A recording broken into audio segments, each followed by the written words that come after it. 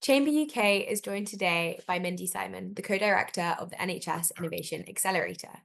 Today we're celebrating 10 years of their impact. Welcome, Mindy. Hi, thanks for having me, Gabby. So, over the past 10 years, the NHS Innovation Accelerator has supported numerous innovations aimed at transforming healthcare. What do you consider the programme's most significant success stories in terms of patient outcomes, NHS efficiency, and system-wide adoption? I always kind of think to myself, what's significant to one person might not be significant to others.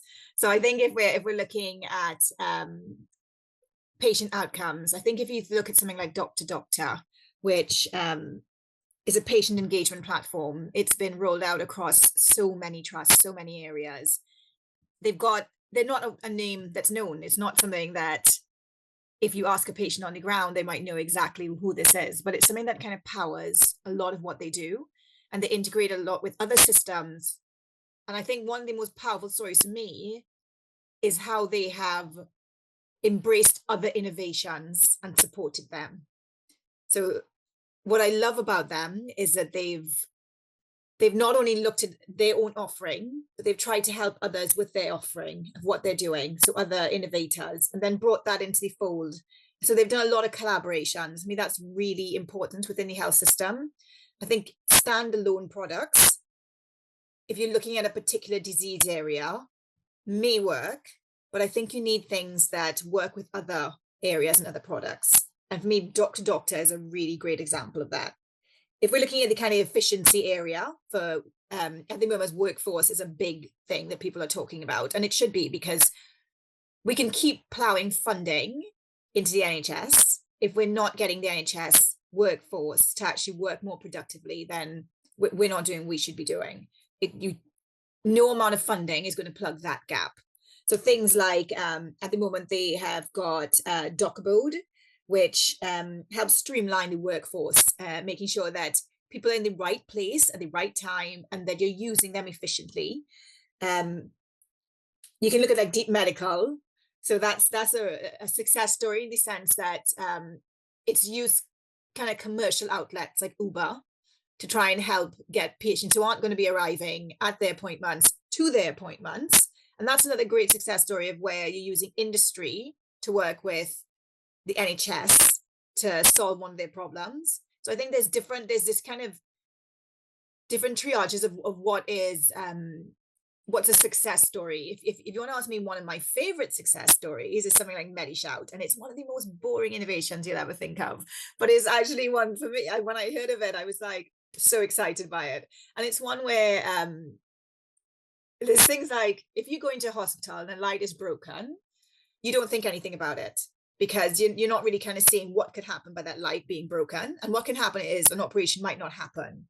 Nobody reports those, or it used to be a case of nobody would report that. Somebody would turn up for the operation and they wouldn't be able to do the operation because the light's broken. MediShout, Ash, who's actually a clinician, saw that for himself and created an app around it. So it's a homegrown initiative, a homegrown innovation. And what they've done is they've just made it easier to report things that aren't working in a hospital.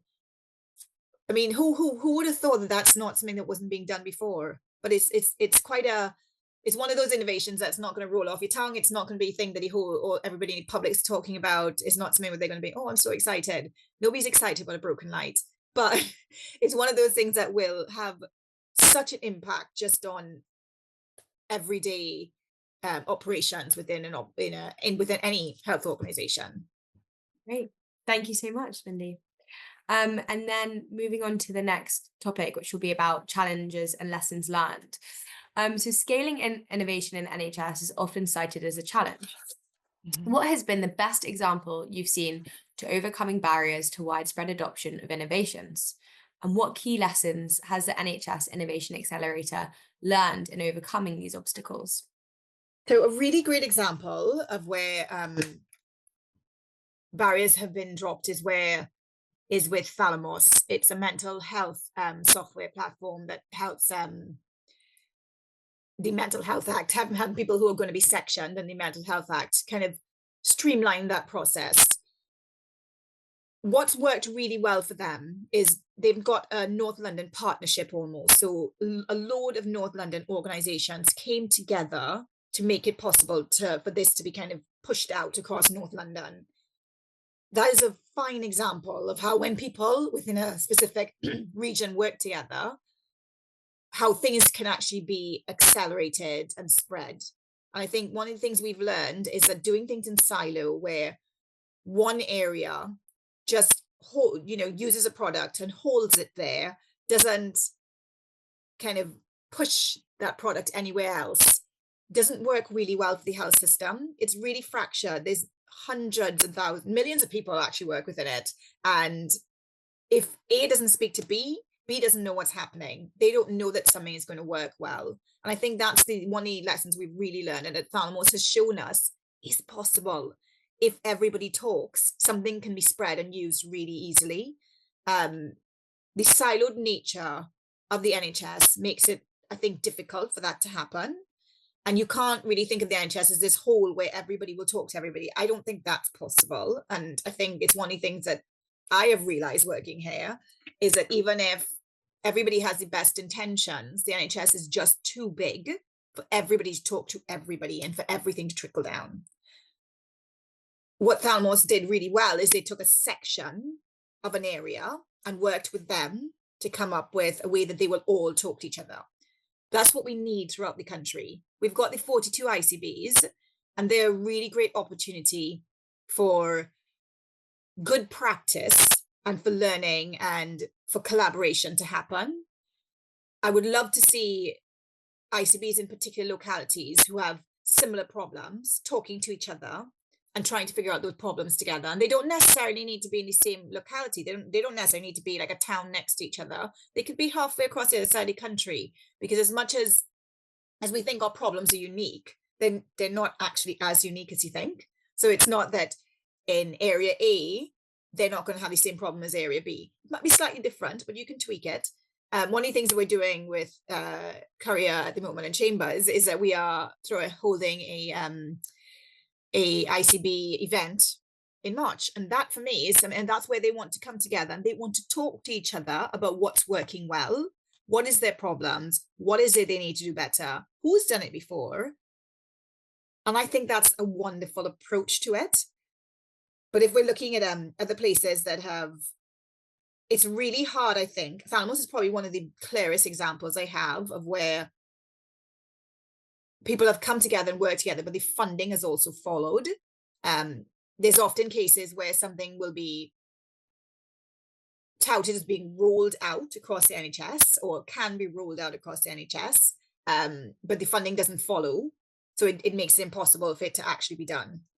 So I think there's kind of lessons learned are great. Everybody talks to each other, make sure the funding follows, and make sure that everybody is pointing in the same direction. You're all thinking, how do we accelerate this rather than what the obstacles or barriers are? Great. Thank you, Mindy. And then for our next question, which is about supporting innovators and future pipelines. Many startups and SMEs have struggled to navigate the NHS procurement and regulatory pathways. How does the NHS Innovation Accelerator plan to enhance support for the innovators in the next decade to ensure a smoother and faster route to adoption? So I think one of the things that we do really well is we are able to support innovators so they understand the language they need to speak. So, you can understand a market, you can look out from the outside and say, I think I know what needs to be done. I think I know how they're going to want it to be done. But then when you go in and you're trying to speak to people, you need to understand how to actually speak to those people. What is it they want to hear? How do you say what it is they want to hear in a way that they're gonna want to listen? And I think that's one of the first things we try and teach innovators or lead innovators into being able to have those conversations in a way that will resonate with the stakeholders that they're working with. The other pieces that we do, they're things that the NHS are really going to focus on, and they are focused on at the moment, and it will only accelerate in the next 10 years. So if you look at net zero, that's something that's huge. They're not going to be taking on innovations in by the end of next 15 years or so. I think there's sort of trajectory they're looking at that aren't helping to reduce their carbon footprint, or that are increasing it. This is not something that I think a lot of innovators know about. It's not something that's it's not first and foremost in anybody's mind when they come in and they meet with us. So we're supporting them to make sure that while they get their job done now, as in they start getting sales now, in 15 years' time, they're still getting sales because the NHS can still use them. And it's not something where it's much more of a long-term strategy. We're also helping them to think about the kind of health inequalities and PPIE pieces. So innovators of the future need to understand how they're addressing health inequalities and how they're working with patients and what would look good. Why are you doing this? I mean, they should have thought about PPIE before they even started. They should have involved PPIE patients in the kind of formation of their innovations. But that's not enough. It's not enough to kind of sit still. You need to always be engaging. And it's one thing that we try and make sure that innovators are prepared for, because as the momentum grows, and it grows every day, to make sure that innovations are lived experience innovations. They're ones that are both engaging with and encouraging patients to be part of their growth. And we want to make sure that innovators do that. We want to make sure that they are working with patients, and we want to make sure they're addressing health inequalities. One of the things that I think the NHS is really focusing on is making sure that addressing the health inequalities today will help prevent the health inequalities of the future. And I think that's one of the things that we're helping innovators right now do, but then also for them to think about in the next 10 years, what are they going to be doing? How are they going to do it better? We're not a sort of sales arm for innovators, so we're not here to try and help them with the funding, but I think by doing all the right things and by talking to all the right people and making sure you're visible and making sure that what you're doing is visible, i.e. what you're doing well, not just as part of your product, but the kind of overall package around your product, will help those innovators get the funding, will help them generate their revenue, will help people look at them and say, I want to work with you. So that's what we're trying to do. We're trying to give them the all-around wrap-around package, so that what they're presenting to the health service is something that the health service wants to see, that would be useful to the health service, and that's ticking all their boxes. Great. Thank you so much, Mindy. Well, you answered my last question about the future for the NHS Innovation Accelerator, looking at things like health inequalities. But just to add something on, which I was going to ask about, was anything about workforce shortages, and in terms of your plans and partnerships to drive future innovation, kind of how does that fall in? So workforce is a tough one. So our plans for workforce is to see, I mean, it's not something we can increase the workforce ourselves. We can't do that. What we need to do is support the workforce that's there. And there's various areas you can do that. So mental health is a huge one. We support innovations that support the mental health of the workforce. And I think that's one thing that we can provide them with all the tools for on the day, what they're doing to get that done. Absolutely great. So streamlining and making sure that their daily work is a little bit easier. Things like ERAS, which is it helps with obstetrics emergencies during maternity. Amazing. That will help streamline how that maternity how it actually goes through. How does a birth, how does all services come together within that space to work together. And I think that makes it easier for the workforce. So it's about putting in place tools that makes it easier for them just to do their daily job. Things like AbTrace, which data mines, it looks at GP surgeries and helps them figure out what comorbidities are there, which patients they should be seeing, who is it they should be interacting with. Anything I think that reduces the kind of workforce burden is something that's helpful. So I think when people say workforce, they think to themselves, how are you going to directly help that one particular individual? And I don't think that's always the case. I think you can help them with their mental health. absolutely something we should be doing and providing mental health tools and digital therapeutics for them. But I think also helping in any way to streamline just the normal day-to-day activity is helping the workforce. Um,